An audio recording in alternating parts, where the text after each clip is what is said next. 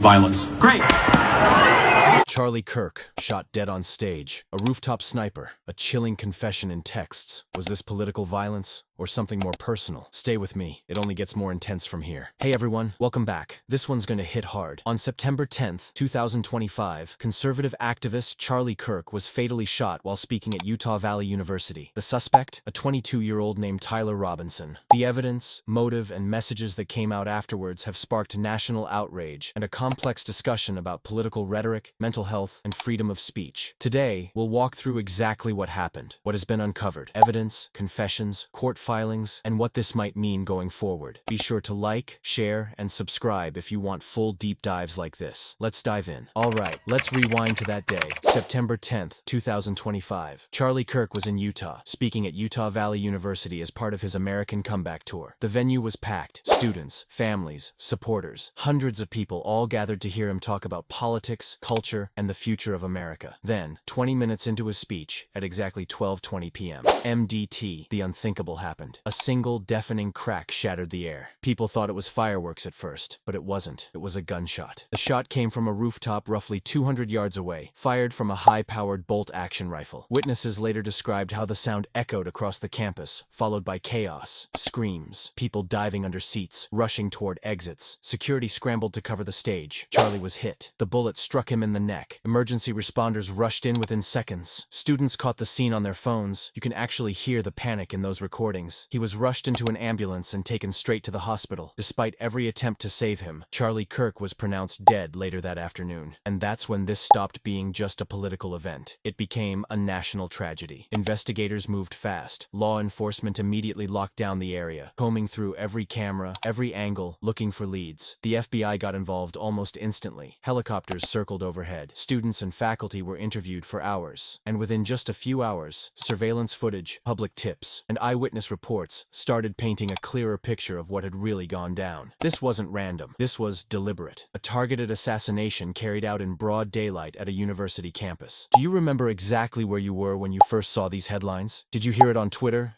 CNN, TikTok, or somewhere else? Comment below. I want to know how you first learned about this, because for many people, this moment felt like history shifting in real time. Within hours of the shooting, investigators already had their eyes on a name, Tyler Robinson, 22 years old, and the way they connected the dots? It's straight out of a crime thriller. Let's break it down. The rifle. This wasn't some random weapon off the street. Reports say it was a family heirloom, a high-powered bolt-action rifle gifted by his grandfather. That's chilling in itself. A weapon passed down through generations, ultimately used in an assassination. Now here's where science came in. DNA evidence. Forensic teams combed over the rifle and found Robinson's DNA on the trigger, on the cartridge casings, and even on the towel that was used to wrap the weapon. That's not a coincidence. That's a forensic trail as strong as steel. But it didn't stop there. Surveillance cameras around Utah Valley University caught everything. Investigators released footage of a figure dressed in dark clothing, face partially obscured, jumping from the rooftop, sprinting across campus grounds, and vanishing into nearby wooded areas. It looked like a carefully planned escape. For more than 30 tense hours, Robinson was on the run. Students, faculty, and local residents lived in fear, not knowing if the gunman was still nearby, armed, and ready to strike again. And then, an unexpected twist. When the FBI released stills from the surveillance footage, it wasn't law enforcement that first recognized him. It was his own father. Imagine that. Seeing your son's face plastered across national news, realizing he was the one everyone was hunting. His father reportedly called authorities immediately, and soon after Tyler Robinson surrendered peacefully. No shootouts, no standoff, just a quiet end to a violent act. Now, here's the big question for you. Do you think the forensic trail, the DNA, the rifle, the footage, is already enough to lock in a conviction? Or do you feel like there needs to be more? Drop a comment right now. Yes, no, or maybe needs more proof. I want to see what you think. This is where the story takes a darker, more unsettling turn, because investigators say they've uncovered not just how Robinson carried out the attack, but why. Court filings reveal that Robinson allegedly felt consumed by anger. Anger directed at Charlie Kirk's political views. He reportedly believed Kirk was spreading hatred, and in his eyes, those words were dangerous. But instead of challenging those ideas in debate, Robinson chose violence. Here's what investigators say they found. The note, left for his roommate, with chilling instructions: delete certain messages, cover his tracks, erase his digital footprint. That already suggests planning, not impulse. The hidden clue. Underneath his keyboard, a handwritten note. It wasn't poetry or rambling. It was a clear outline of what he was about to do. Prosecutors say it read like a roadmap to his mindset. The messages. To his romantic partner, Robinson allegedly confessed in texts. Short, blunt messages, admitting guilt. Imagine receiving those words from someone you thought you knew. The digital trail. And then came the online confession. On Discord, investigators say Robinson posted, "Hey guys, I have bad news for you all. It was me at UVU yesterday. I'm sorry for all of this." That message spread like wildfire, screenshots bouncing around before authorities even confirmed it. This is what prosecutors call premeditation. Not a crime of passion, not a split-second decision, but a plan written, shared, confessed, and then acted upon. And that trail, notes, texts, Discord posts, is something defense attorneys will find almost impossible to explain away. But here's the bigger layer. These weren't just private words. They paint a picture of someone who was stewing, growing more radicalized, and then announcing his act in almost a performative way. It begs the question, was this really about politics, or was it personal rage looking for an outlet? So, I want to hear from you. Does Robinson's confession across notes, texts, and Discord make this feel like pure political extremism, or is it something deeper, a case of personal radicalization? What do you think the tipping point was? Drop your thoughts. I'll feature the most thoughtful takes in the next breakdown. Alright, let's shift into the courtroom, because this is where the story moves from shock to law, and the stakes are enormous. Tyler Robinson isn't just facing one charge. Prosecutors are stacking the case with some of the most serious accusations under Utah law. Aggravated murder, the highest level homicide charge, carrying life in prison or death. Felony discharge of a firearm, because the weapon was fired into a public space. Obstruction of justice, linked to his attempts to hide evidence and instruct his roommate. Witness tampering, allegedly telling others to delete messages. Committing a violent offense in the presence of a child, because kids were in the rally audience when the shot was fired. That last one really hits. Children were there when this happened, and in Utah, those circumstances are considered aggravating factors. Now here's where it gets even more intense. The death penalty is officially on the table. Prosecutors announced they'll seek it, arguing Robinson's actions weren't just violent. They were premeditated, ideological, and carried out in a crowded public space where families, students, and yes, children were present. Robinson made his first appearance in virtual court on September 16th. The scene was surreal. He appeared in a special anti-suicide smock, flanked by officers, held without bail. The judge also issued protective orders for Charlie Kirk's widow, ensuring she won't be harassed or contacted during proceedings. The next major date? September 29th. That's when Robinson is scheduled to return to court, and you can bet every network, from CNN to Fox to BBC, will have cameras outside that courthouse. This is shaping up to be one of the most high-profile trials in recent memory, not just because of who the victim was, but because of what it could mean for political violence in America going forward. So let's talk about it. Utah prosecutors are seeking the death penalty. Do you agree with that decision? Strongly agree? Strongly disagree? Or still undecided until more comes out? This is a sensitive one, so keep it civil. But I will be reading your comments, and I want to feature the most thoughtful takes in my next update. Now let's zoom out, because this case isn't just about one man pulling a trigger. It's about what happens when politics, media, and culture collide. The reactions, intense, emotional, and deeply divided. On the political stage, leaders across the spectrum lined up to condemn the shooting. Former President Donald Trump blasted it as a heinous assassination that strikes at the heart of free speech. Democrats and Republicans, who almost never agree on anything, are, for once, united in saying, "This cannot stand." The media world is in overdrive. Every outlet, CNN, Fox, BBC, The Guardian, is dissecting the same question. How did we get here? Are we looking at the collapse of civil political discourse? Or is this the extreme edge of a fractured digital culture where radicalization happens in chat rooms, forums, and Discord servers instead of back alleys? And then there's the public reaction. Social media is a war zone of opinions. Some point to Robinson's alleged digital trail, posts supporting LGBTQ+ and trans rights, conflicts with his family's ideology, and say this was politically motivated. Others argue this looks more like radicalization mixed with personal instability. The hashtags are trending everywhere. Hashtag justice for Charlie, hashtag political violence, hashtag free speech under fire. But legal experts and civil rights groups are circling a different battlefield, the courtroom. They're asking, how will Robinson's text confessions and Discord posts hold up under cross-examination? Do digital words carry the same weight as physical evidence? And just as important, what does this mean for any public figure stepping onto a stage in America right now? Are we entering a new era where rallies, speeches, and even college events are seen as high-risk zones? This isn't just a murder case. It's a mirror reflecting back the raw nerves of American politics in 2025. So, here's the real question. Is this primarily political violence, or the tragic result of online radicalization and mental health struggles? I want your take. Drop it in the comments. Be detailed, because I'll be featuring the most thoughtful replies in the next video. Alright, your turn. I've laid out the timeline, the suspect, the evidence, and the reactions. But let's be real. This case is still unfolding, and there are more questions than answers. Here are a few that keep me up at night. Did Tyler Robinson truly act alone, or was he influenced by a digital echo chamber of voices, communities, and maybe even influencers who pushed him over the edge? Could security have done more? This was a high-profile, politically charged event. Was the rooftop checked? Should universities and venues be upgrading protection for speakers in today's climate? And here's the big one. How much weight should digital evidence really carry? His texts, Discord messages, and notes sound like confessions, but are they airtight, or could they be argued away in court? Now, I want to flip it to you. I'm launching a viewer poll right here. Vote in the comments with your number. What's the most concerning part of the Charlie Kirk case? 1. Political rhetoric and extremism. 2. Digital radicalization/social media influence. 3. Gun access and safety failures. 4. Legal punishment and the death penalty. Don't just drop the number.